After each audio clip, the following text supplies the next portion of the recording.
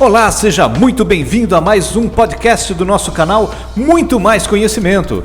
Esse material faz parte da série Como Fazer e Apresentar Trabalhos Científicos. Eu sou o professor Alexandre e juntamente com Thalita e Beatriz vamos descomplicar esse tema que tanto preocupa os estudantes universitários. Iremos abordar os diferentes tipos de trabalho acadêmicos que são os mais frequentes solicitados no curso de nível superior e de pós-graduação, tratando de modo objetivo sobre a finalidade e características de cada um, e trazendo os elementos essenciais para sua produção e apresentação, com suporte na literatura científica e com o apoio de especialistas no assunto.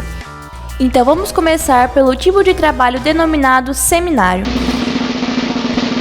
A finalidade, ou seja, a razão de existir esse tipo de trabalho é o compartilhamento ou transmissão de conhecimento, muito embora também envolva o estudante no processo de construção ou aquisição de conhecimento. De um modo geral, a finalidade de um seminário é estimular a apresentação, discussão e debate de temas acadêmicos, além de promover o compartilhamento de informações, o aprendizado conjunto, o ensino e a prática do ato de pesquisar.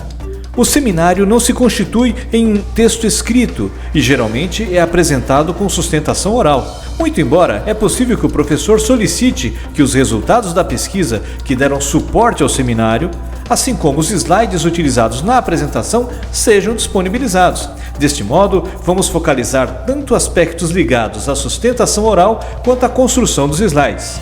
E agora vamos trazer 3 dicas gerais para fazer um seminário. Beatriz, qual é a primeira dica?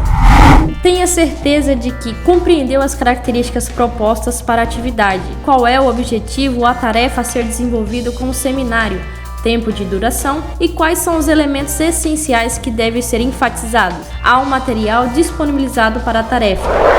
Qual a segunda dica, professor? Considere as características do local e das pessoas a quem irá proferir o seminário.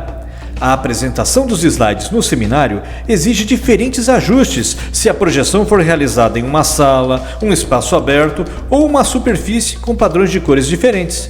O nível de conhecimento dos ouvintes em relação ao tema pode determinar se o tipo de linguagem poderá comportar expressões mais técnicas ou não. E a terceira dica, Beatriz? Então, para encerrar, planeje o seminário e depois prepare os slides. Os slides são apenas uma ferramenta para a apresentação e não o seminário em si. Não preencha o slide com texto, nem o utilize como um suporte para a leitura de conteúdo. Evite utilizar figuras que não tenham relação com o assunto ou incluir elementos que tenham efeitos especiais.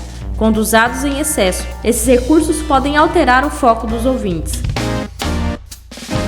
Lembrem-se, seminário diz respeito à capacidade de pesquisa, de análise sistemática de fatos, assim como o hábito de raciocínio, da reflexão e a habilidade de argumentar e apresentar ideias com fluidez que possibilitem a compreensão clara e objetiva de temas ou trabalhos científicos.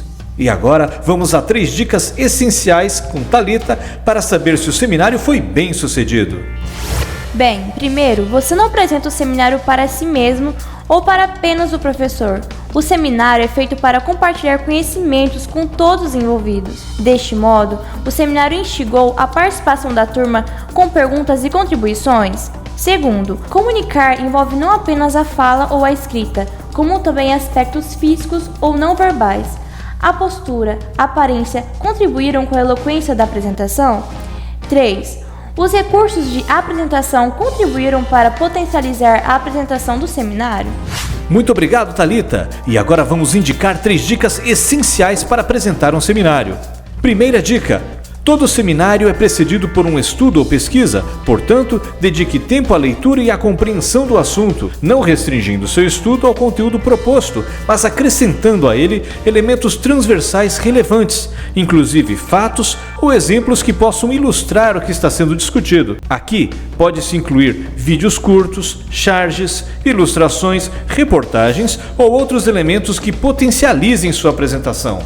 Segunda dica: a autoconfiança e a segurança dos recursos que serão utilizados é condição fundamental para que o apresentador se sinta confortável no seminário e potencialize seu potencial de apresentação. Não precisa ser um especialista no assunto, mas conheça do que você está falando.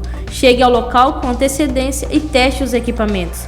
Familiarize-se com o ambiente. Thalita, qual a terceira dica?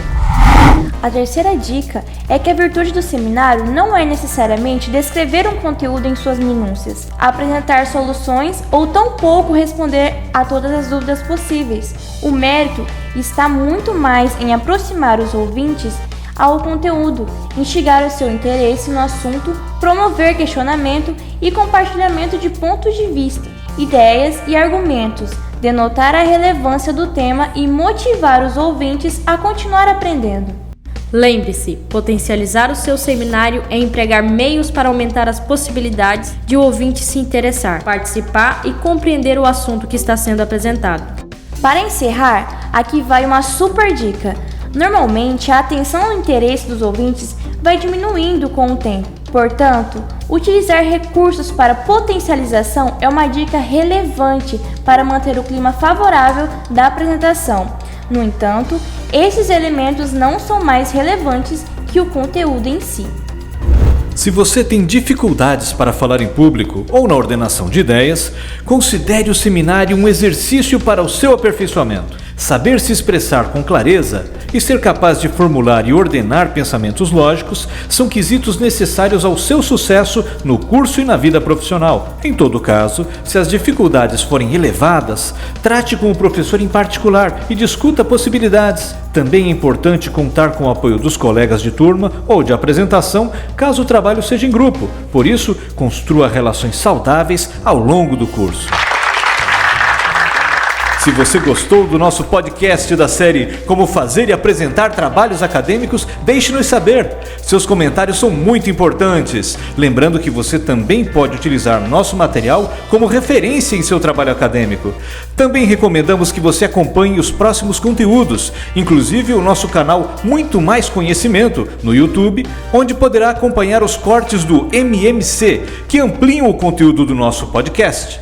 Lá você também irá encontrar vídeos tratando sobre as normas da ABNT, entrevistas e muito mais sobre metodologia científica e outros temas.